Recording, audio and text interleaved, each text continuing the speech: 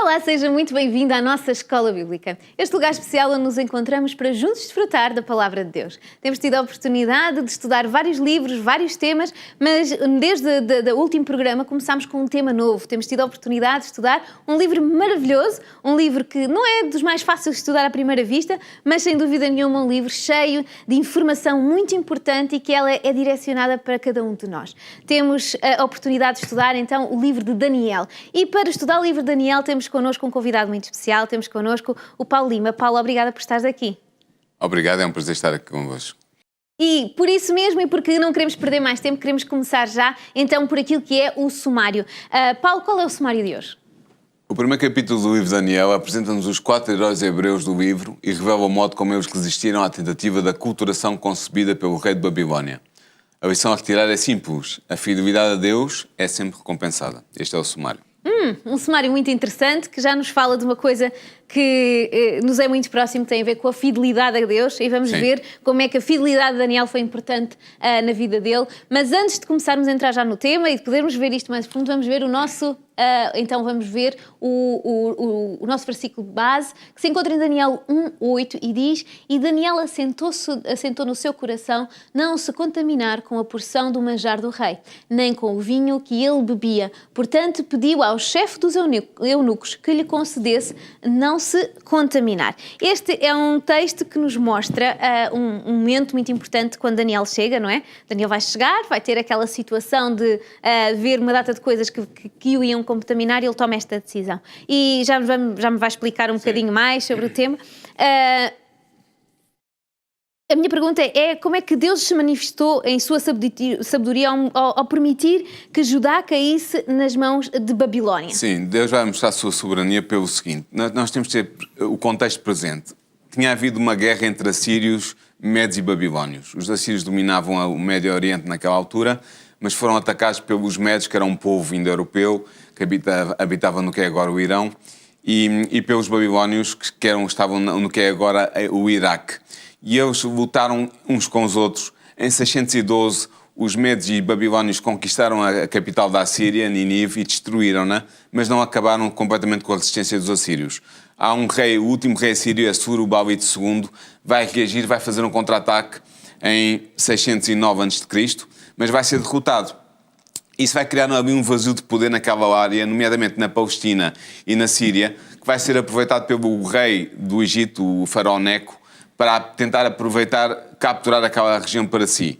Só que o príncipe Nabucodonosor não vai permitir isso, e vai haver uma batalha, que é a Batalha de Carquemis, em 605 a.C., em que Nabucodonosor vence o faraó Neco e desce pela Palestina e cerca Jerusalém.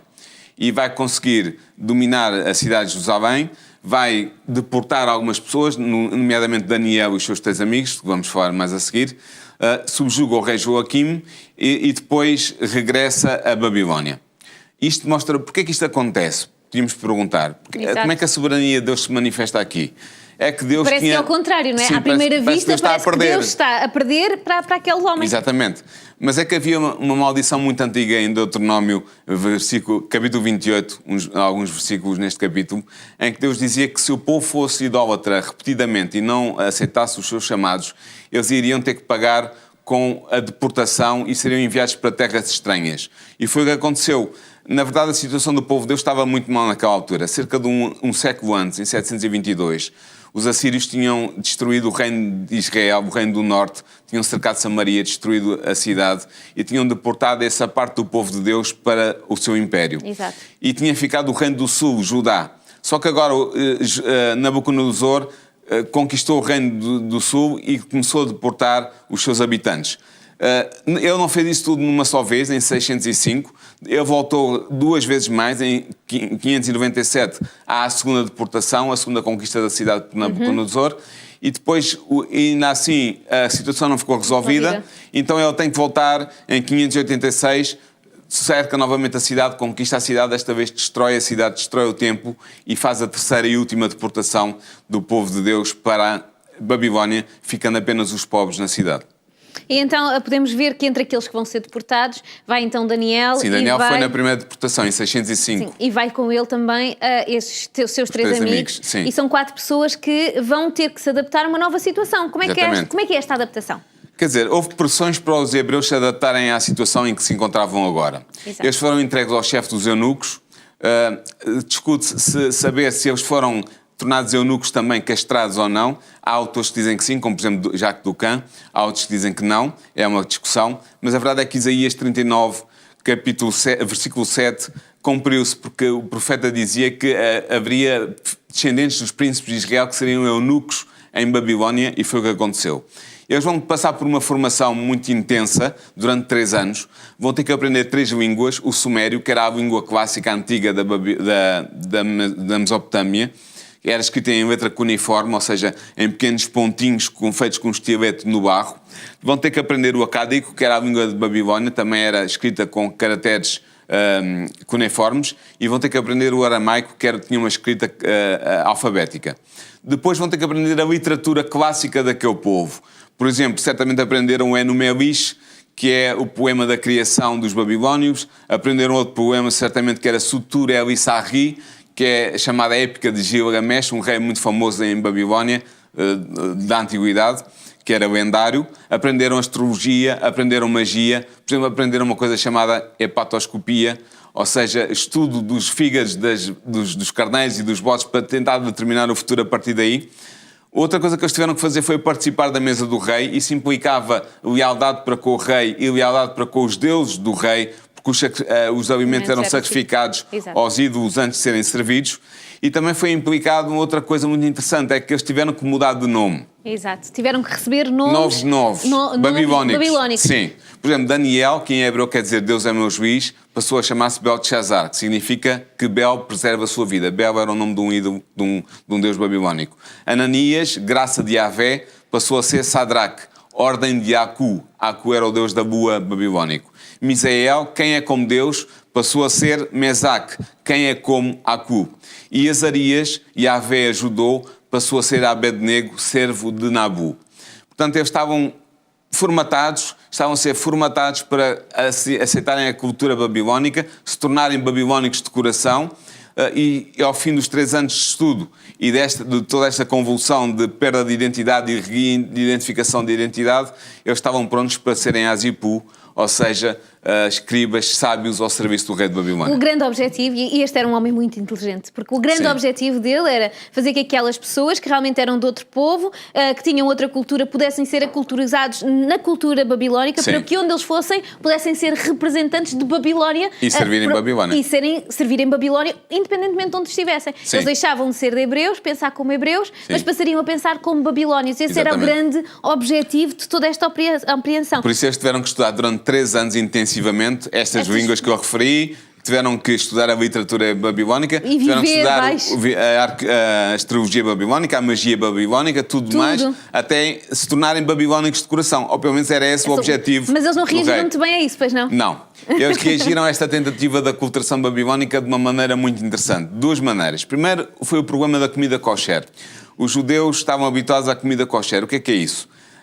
É comida em que os animais são abatidos de uma determinada maneira para não terem o sangue na carne, para o sangue ser extirpado, e são animais limpos, ou seja, animais que, segundo o Levítico 11, podem ser comidos pelos judeus. Ou seja, deixa-me só explicar um bocadinho. A Bíblia diz-nos que há alimentos que são puros, ou seja, alimentos que são bons para nós, e outros que não são puros, que são impuros, que são animais que são prejudiciais ao nosso sistema digestivo, à nossa vida. Sim. E, acima de tudo, que é muito prejudicial comer sangue animal. Exatamente. E por isso, ele sabia que Deus dizia isto e eles quiseram continuar a seguir este conselho. Portanto, eles tiveram 3 problemas. É que a comida que era posta diante deles, na mesa do rei, que eles tinham que comer, era problemática em três níveis. Primeiro, este era não é? O nível do sangue. Eles não sabiam se os animais tinham sido abatidos da maneira correta, com a retirada do sangue todo.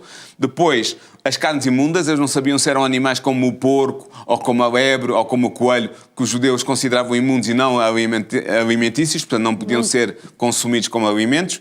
E depois havia um terceiro problema, era que os animais que eram sacrificados, que eram abatidos para serem consumidos, eram primeiro sacrificados aos deuses de Babilónia. Ou seja, quando tu tomavas parte nessa refeição, estavas a reconhecer que aquele Deus a quem tinha sido sacrificado o animal era um Deus real e que tinha poder sobre a tua vida. Era e isso os judeus não podiam aceitar. Não é? Era um género de adoração. E isso eles não podiam aceitar. Então Daniel pediu ao responsável por ele, naqueles 3 anos de estudo, que eles comessem zerá.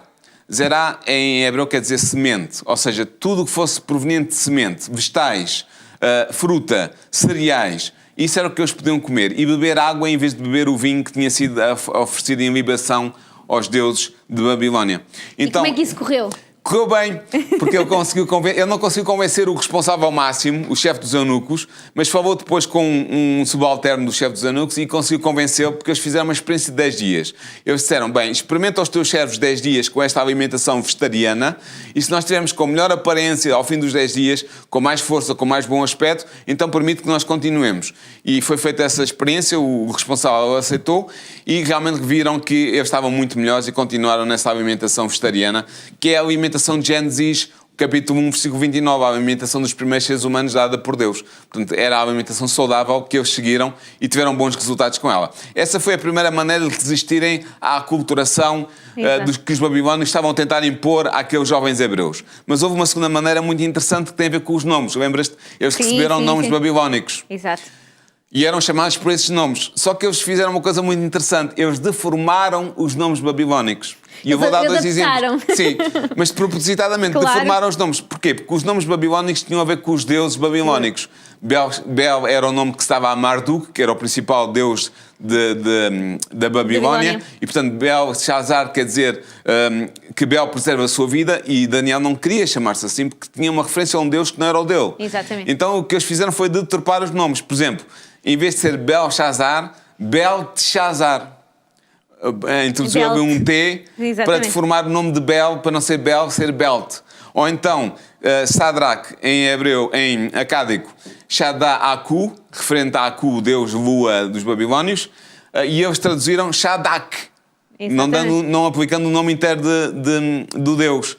E desta maneira, deformando os nomes entre eles, puderam usar os nomes que foram obrigados a utilizar, mas não sem o significado de referência aos deuses babilónicos que eles não queriam aceitar como seus deuses.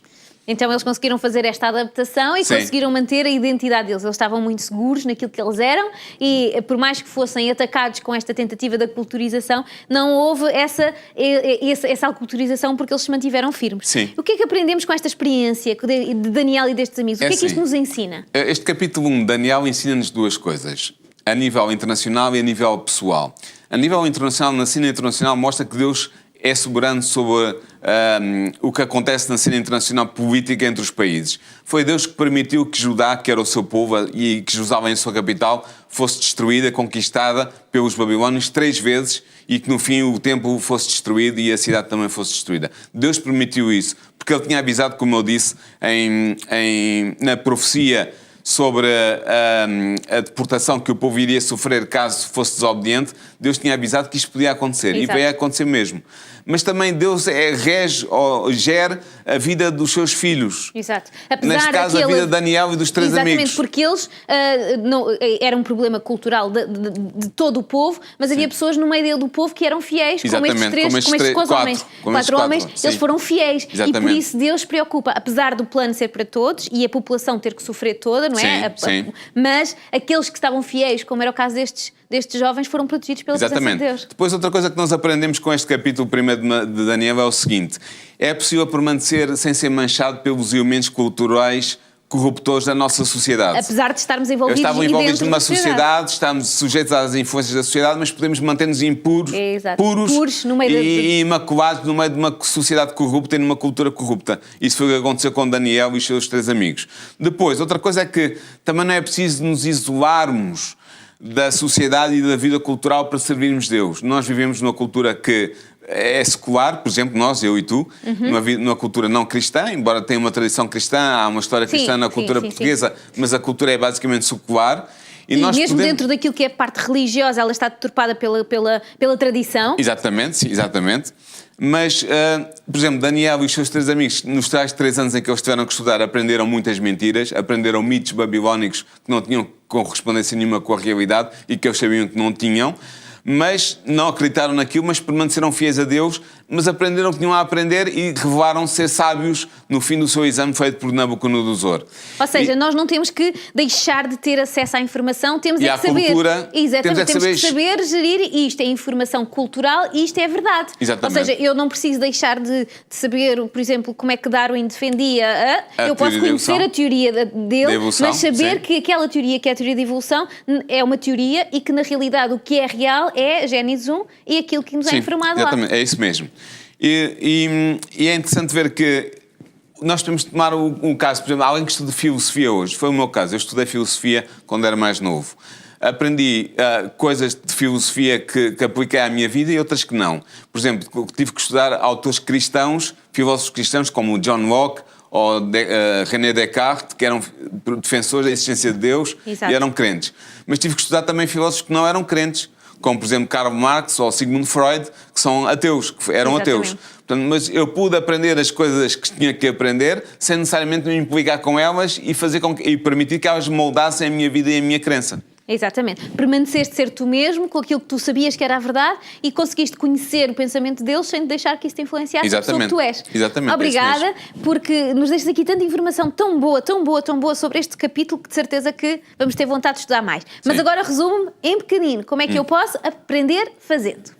Olha, é básico, é essencial. Eu vou ser muito curto nesta parte do programa. É assim, os crentes devem defender aquilo em que creem. Exato. Essa é a grande lição deste capítulo. Daniel e os seus 3 amigos defenderam aquilo que queriam, aquilo em que acreditavam e foram firmes. Tiveram que julgar com as situações que não eram mais ajustadas e mais favoráveis, é verdade, mas eles não abdicaram das suas crenças e da sua fé e essa deve ser também a nossa posição. Muito obrigada, então, por nos ajudares e nos dares este conselho maravilhoso que eu acredito que em casa, como eu, ficamos com vontade de pôr em prática. Somos influenciados por muitas coisas? Somos. Mas se mantermos fiel, como Daniel e com os seus amigos foram, sabendo que a palavra de Deus é a verdade, então vamos continuar firmes e fiéis, seguindo a vontade de Deus para a nossa vida. Queremos continuar a conhecer mais, tanto de Daniel como daquilo que ele nos ensinou e te deixou tão importante para nós, não só com o seu exemplo, mas também com as suas profecias. Quer conhecer mais? De certeza que nos demos a oportunidade de nos encontrar no próximo programa para podermos aprender mais. Mas se por acaso quer aprender sobre outros temas que já foram discutidos na Escola Bíblica, também o pode fazer. Só tem que ir à página do Facebook da RCS ou então à página de novotempo.pt e lá poder encontrar todas as escolas bíblicas, poder encontrar aqueles programas e aqueles temas que já foram aqui estudados e debatidos. Mas, para além disso, queremos continuar a contar consigo a cada programa para juntos continuarmos a desenvolver a nossa vontade e o nosso conhecimento segundo a vontade de Deus. Quero pedir-lhe por isso já que possa estar connosco. Encontramos-nos no próximo programa e até lá.